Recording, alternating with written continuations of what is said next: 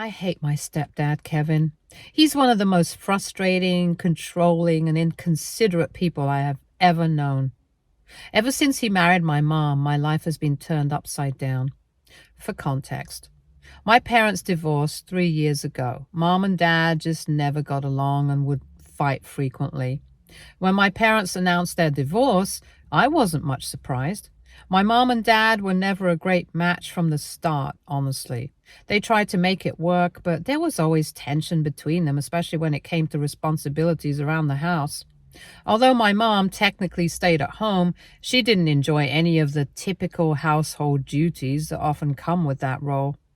Cooking, cleaning, or even helping me with homework were not really her priorities, and she made no secret of her dislike for doing those things. Instead, she liked to spend a huge chunk of her time on her phone trying to build an online following. She considered herself a beauty influencer, always recording or posting something, even though her follower count wasn't exactly impressive. When she wasn't glued to her phone, she spent much of her time and a significant portion of my dad's income going out with her friends.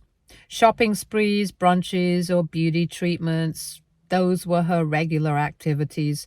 She never really fit the mold of what most people think of as a typical mom.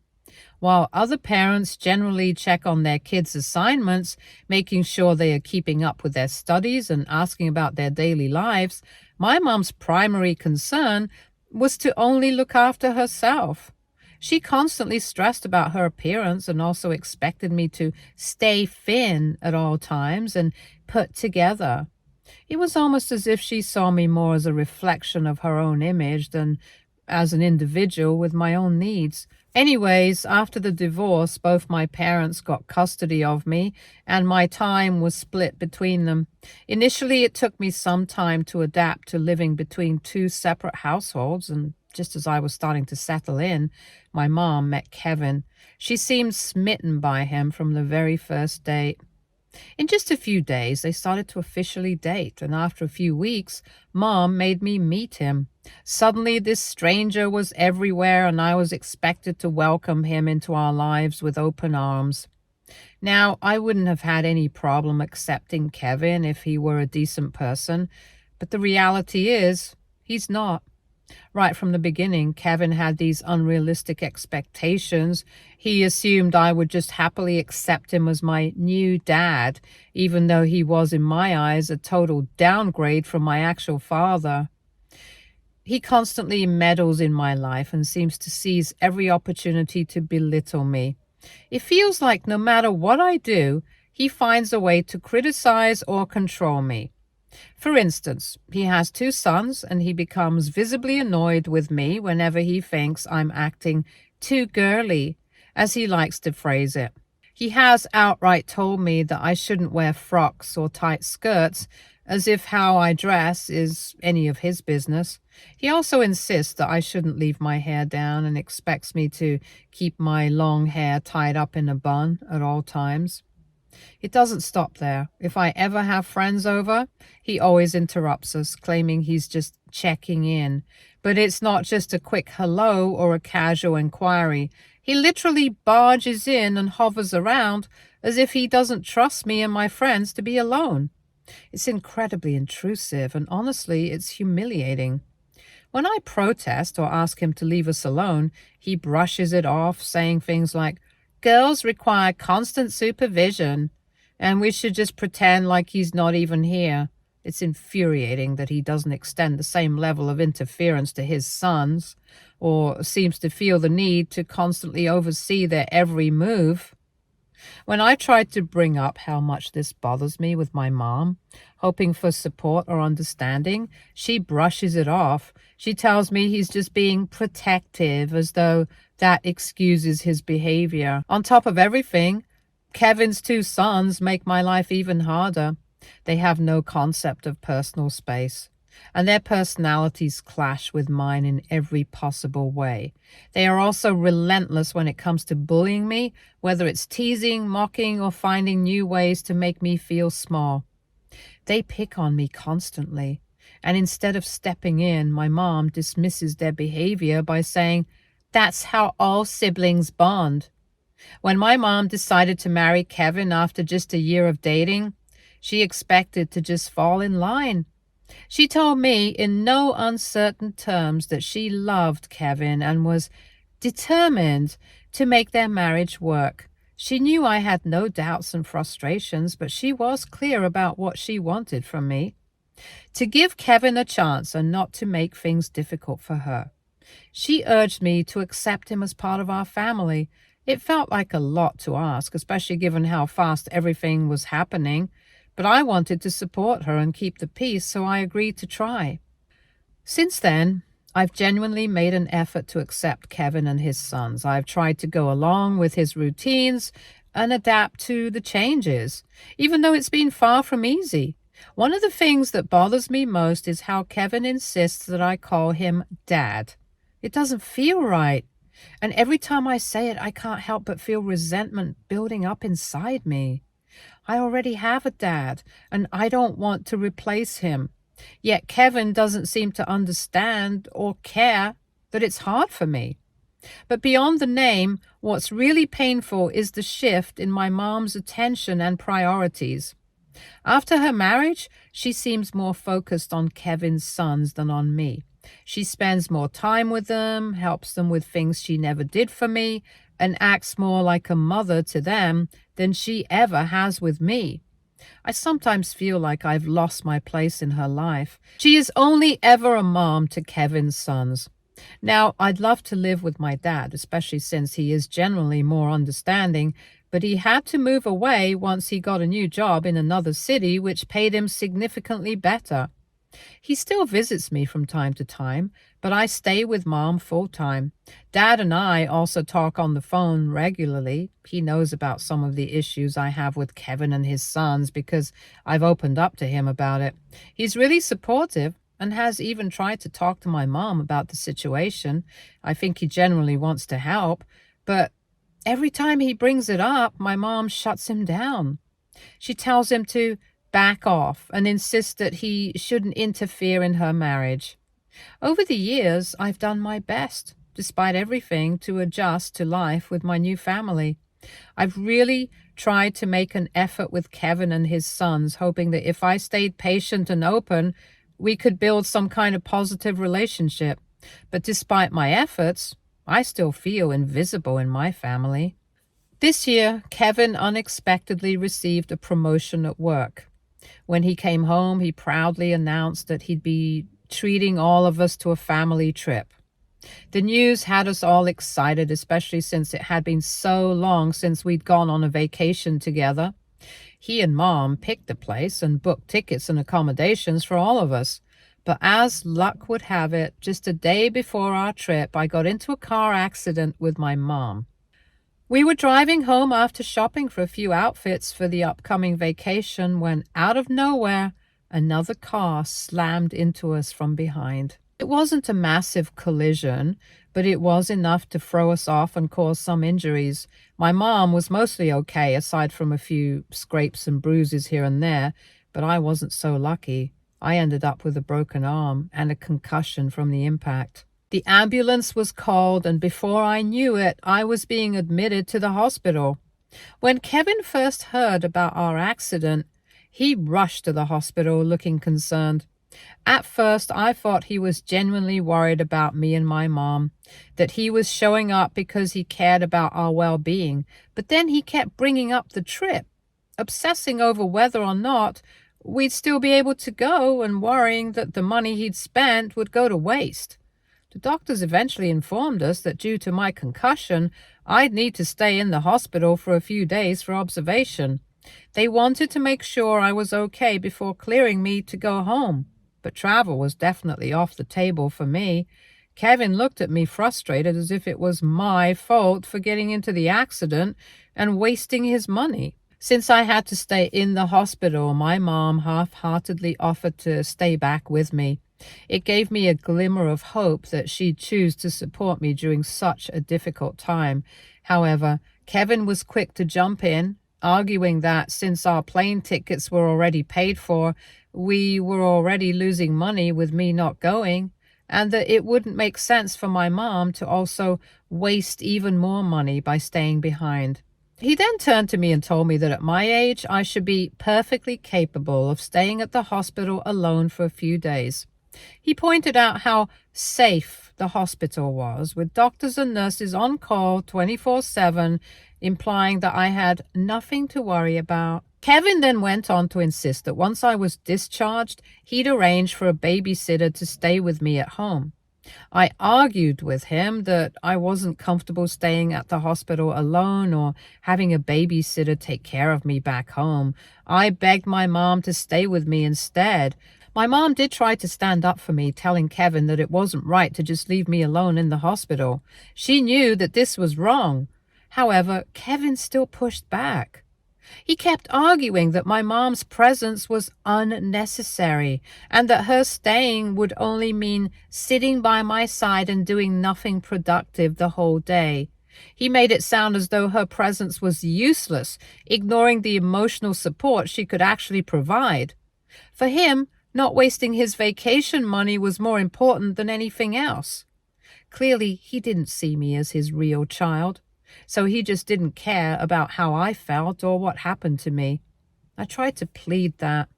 At 15, I shouldn't be left alone in the hospital. I was scared and in pain, and the idea of going through all of this without any family member around was overwhelming.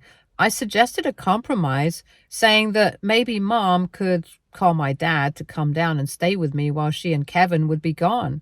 Sure, it would take a little time for him to get here since he lives in another city, but I was confident he'd come in a heartbeat if he knew I was hospitalized. I thought this could be a way for them to still go on their trip while making sure I wasn't alone. But Kevin shot the idea down almost immediately.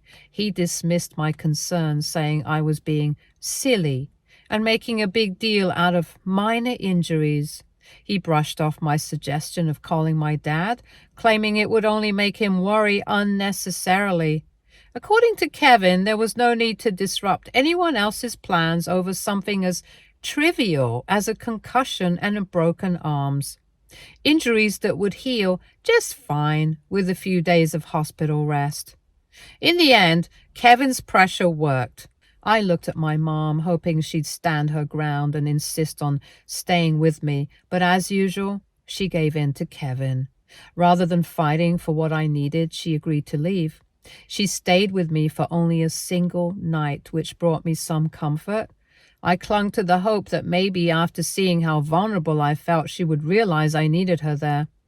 But the next day, Kevin showed up at the hospital to pick her up, eager to head off on the trip as planned, without any consideration for how I was doing. After my mom left me alone at the hospital, I felt abandoned and betrayed. After just a day of being there by myself, I couldn't hold back the tears anymore. One of the nurses noticed me crying, and after realizing that I didn't have anyone around to check on me, she kindly offered to call my mom. I told her it was fine, that they probably wouldn't answer anyway, but she insisted, so I gave her my dad's number. I was half expecting that my dad might scold me or tell me, just like my stepdad had, that I was overreacting and that being alone in the hospital wasn't a big deal. But the moment my dad picked up the phone and was informed by the nurse about my situation, he was immediately concerned. He sounded more worried than I'd heard him in a long time, and asked me if my mom had really gone off on the trip without me.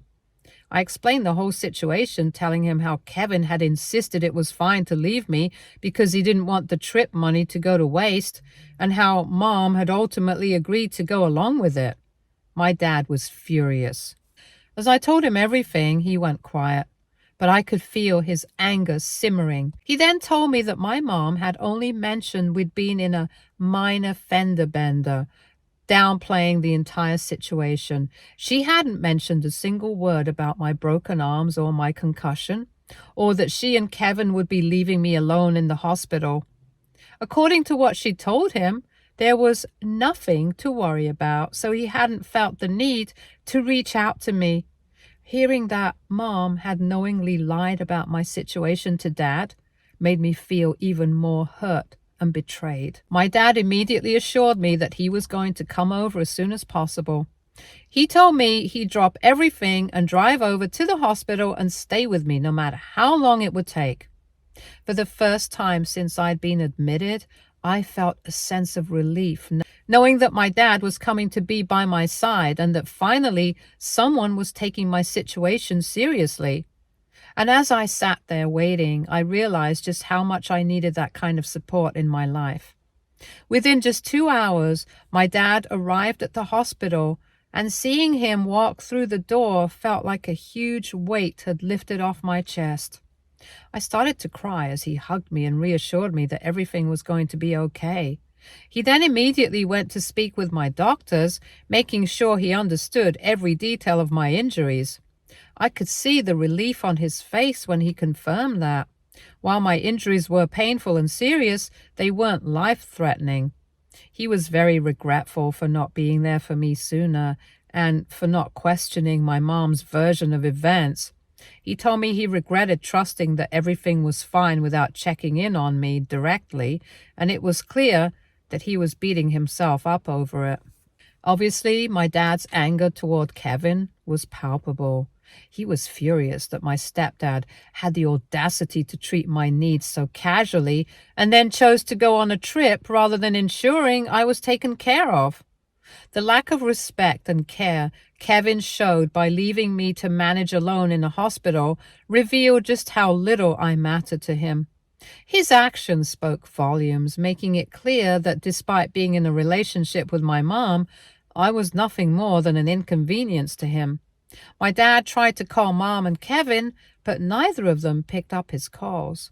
This made Dad even more furious, and he swore up and down that he was going to teach Kevin and Mom a lesson for abandoning me like this. Over the next 2 nights, my dad stayed right by my side, having taken leave from work to make sure I wouldn't be alone. He didn't leave me for a moment until I was finally discharged, and even then he wasn't comfortable with me going back to Kevin's house, where I'd be left with just a babysitter until everyone returned. Instead, he insisted I come home with him, so I agreed. Once I settled in at my dad's place, he tried reaching out to Mom again. She claimed she had missed his earlier calls because she was having so much fun with Kevin and his sons. Hearing this only fueled his anger more, and he didn't hold back. He firmly told her that her behavior was unacceptable, that abandoning me in the hospital was a serious act of neglect, and that he planned to take legal action to hold her and Kevin accountable. He even mentioned taking her to court if necessary, so she could even lose custody of me, making it clear that he was prepared to report both her and Kevin for their actions. Since then, my phone has been constantly buzzing with calls and texts from both Kevin and my mom. Instead of acknowledging what they did or expressing any sort of apology, they've been sending message after message accusing me of ruining their vacation by telling my dad about my situation. Kevin has even gone as far as to say that all I had to do was keep my mouth shut and quietly stay in the hospital without making a fuss. According to them, everything would have been fine if I had just complied with them. AITA for throwing my mom and stepdad under the bus? Update 1. For everyone asking, now that I've had some time to think about it and have talked to my dad, I realize that there has been so many times over the years that Kevin and Mom neglected me, and I just let it happen. I stayed quiet, hoping things would change, but they never did. It's hard to admit, but I allowed myself to be pushed aside for their convenience, and now, looking back, I can't believe I tolerated it for so long. For example, Kevin frequently undermined my relationship with my dad. He would constantly make negative comments about him, saying things like he was a deadbeat or a loser compared to him. This was because Kevin strongly believed my dad wasn't a good husband to my mom, and hence he had the right to bash on my dad. Mom also never asks him to stop. Whenever I have had issues at home or tried to talk to Mom about them, Kevin always dismisses my feelings by telling me that I make a big deal out of things or I'm just Too sensitive because I'm a girl. He often claims that this is why he's so lucky to have only sons. Kevin constantly shows favoritism towards his sons, even in the smallest day-to-day interactions. He doesn't mind giving them money for any expense they have without hesitation, but whenever I ask my mom for anything, Kevin interrogates me with countless questions. He constantly claims that I'm buying unnecessary things and wasting money, even though it's not even the money that I spend to begin with. It's my dad's money, so I'm allowed to spend it however I want. Despite being in the same house, we never spent quality time together as a family. Kevin and Mom would often make plans with his sons and leave me out, claiming they didn't want to bother me or that they wanted to spend some quality time together without me. This often left me feeling abandoned and unimportant. They would go out for dinner or do things that they enjoyed without considering that I might want to be included. This is probably why I was so excited to join them on the vacation, because they rarely ever included me in their plans. Kevin and Mom also don't like to celebrate my birthdays. They always tell me that since Kevin's sons don't make a big deal out of their birthdays, I shouldn't expect much either. It's like they believe I don't deserve any special attention just because it's not their way. And when it comes to gifts, I end up getting things that I don't even like or use, as if they don't care enough to put any thought into what I would actually enjoy. Whenever I was struggling with school, Kevin would say things like, "You're just lazy, that's your problem," or "Why do you even bother with that stuff?" Instead of asking what was going on or offering help, he made it about how it inconvenienced him. Mom, on the other hand, would just stay silent, not offering any comfort or words of encouragement, even though she knew how much it was affecting me. Update 2. So my dad did report Mom and Stepdad to CPS. It wasn't a decision he made lightly, but he felt it was necessary to ensure that what had happened wasn't overlooked. He couldn't just sit back and let them treat me like that, leaving me behind in the hospital without a second thought. When Kevin and my mom returned home, they were contacted by CPS officials. They had to answer a whole bunch of questions explaining the situation, their actions, and their decision.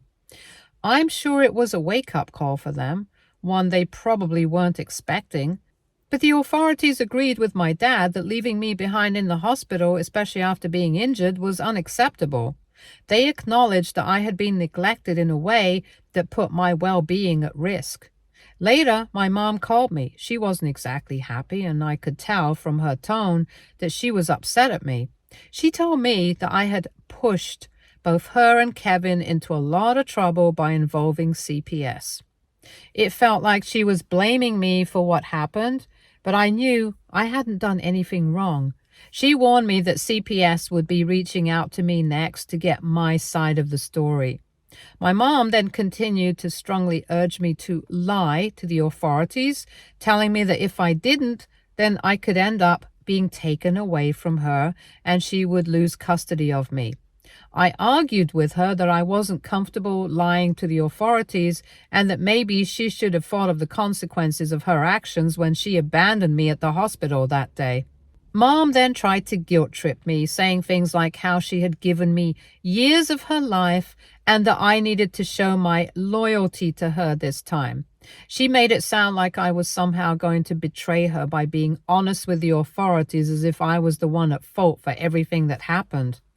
But what really struck me was when she told me that lying would also protect Kevin and his sons.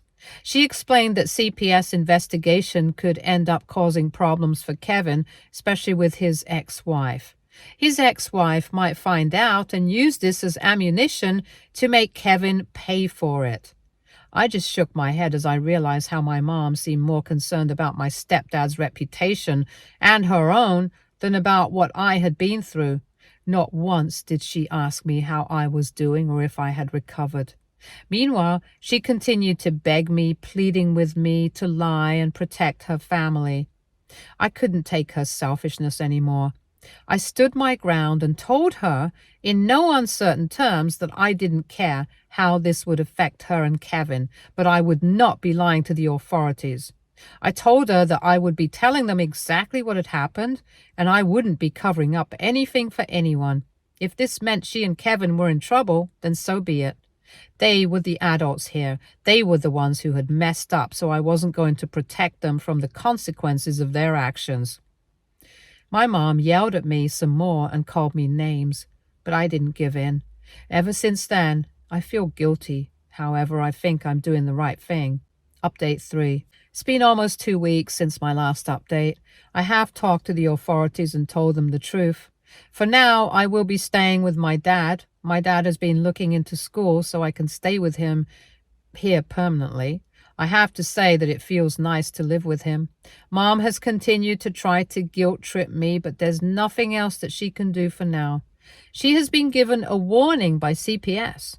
Mom clearly neglected her responsibility to me, and that could not be ignored. CPS has asked her to make significant changes, like attending mandatory parenting classes and counseling, to address her issues with neglect and her relationship with me. Kevin was also scrutinized as he had shown a lack of respect and care for me, especially during the hospital incident.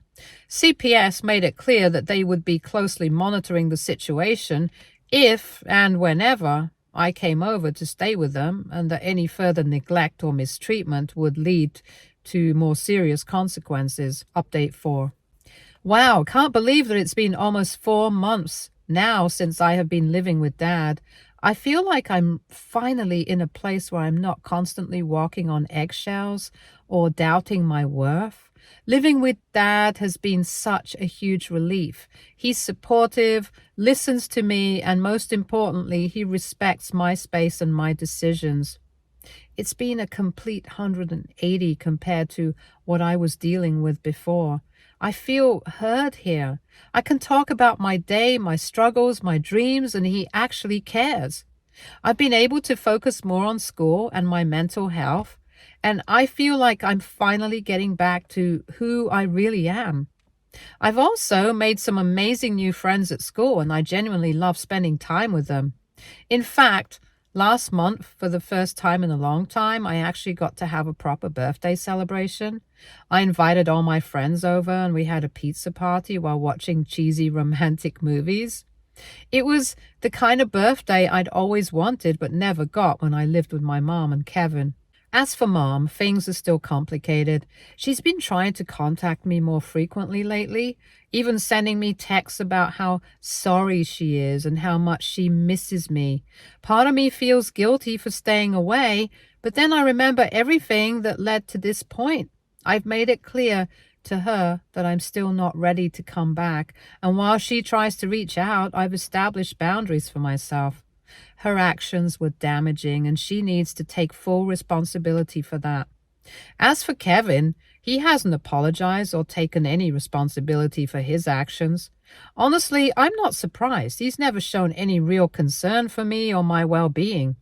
The way he treated me, especially when I was in the hospital, is something I'll never forget. Whether he ever changes or not doesn't matter to me anymore. I'm not waiting around to find out. I've learned to rely on myself and the people who truly care about me, and that's enough. Stay tuned for more stories from our girl relationships.